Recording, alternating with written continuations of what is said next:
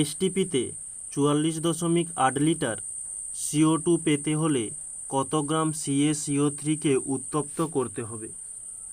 তো আমাদের এখানে বলছে CaCO3কে উত্তপ্ত করতে। CaCO3 একে উত্তপ্ত করলে CaO পাবো, তার সঙ্গে CO2 পাচ্ছি। এখন এখানে বলছে যে 44.8 ml CO2 পাওয়ার জন্য কতটা CO2কে উত্তপ্ত করতে হবে। এখন আমরা এই দুইজনের মানে এই CaCO3 আণবিক ভরটা একটু নির্ণয় করে নিই। Ca যার আণবিক ভর হয়ে থাকে 40 প্লাস C তার জন্য কার্বন, ও তার জন্য 16, 3টি ও রয়েছে, 3 দিয়ে গুণ দিলাম।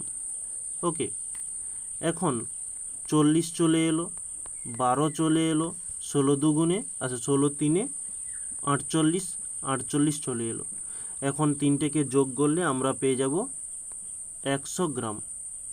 নেক্সট এই যে CO2-র সামনে কিছু নেই মানে 1 রয়েছে, এটা হচ্ছে 1 মোল, আর 1 মোল সমান আমরা জানি 22.4 লিটার। আর এই লিটার থেকে ml-এ যাওয়ার জন্য আমরা একে 1000 দিয়ে গুণ করব। ওকে, 1000 ml, এটা আমরা ক্যালকুলেশন করলাম না, পরে আমাদের কাটাকাটিতে সুবিধা হবে বলে। এখন আমরা পেয়ে গেলাম। এখন আমরা এটাকে একটু সাজিয়ে গুছিয়ে লিখতে পারি যে এত ml CO2 পাওয়ার জন্য 100 গ্রাম CaCO3কে উত্তপ্ত করতে হবে।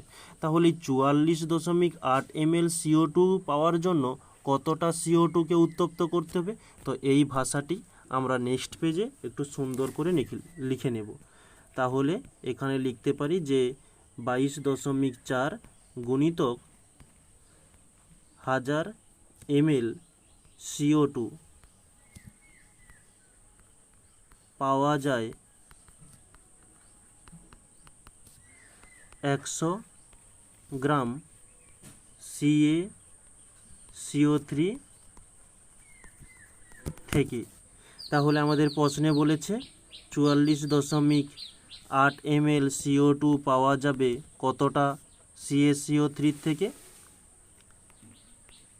100 বাই এদিকে ঐকিক নিয়মের মতো 44.4 গুণিতক 1000 ইন্টু উপরে 44.8 চলে গেল। এখন এদিকের উপরের পয়েন্ট তুললে নিচে একটা 10 নামবে, নিচের পয়েন্ট তুলে দিলে উপরে একটা 10 যাচ্ছে। এদিকে 224 দুগুণে 448। ওকে, এখন যদি আমরা শূন্যগুলো কাটি, উপরের দুটো শূন্য, নিচের দুটো শূন্য কেটে গেল, উপরের একটা শূন্য, নিচের একটা শূন্য কেটে গেল, তাহলে থাকলো 2/10। তাহলে 2/10কে আমরা লিখতে পারি, বা 2কে 10 দিয়ে ভাগ করলে 0.2 এত গ্রাম CaCO3 থেকে। তাহলে আমাদের অ্যান্সার হয়ে গেল 0.2 গ্রাম। এটাই হচ্ছে আমাদের অ্যান্সার।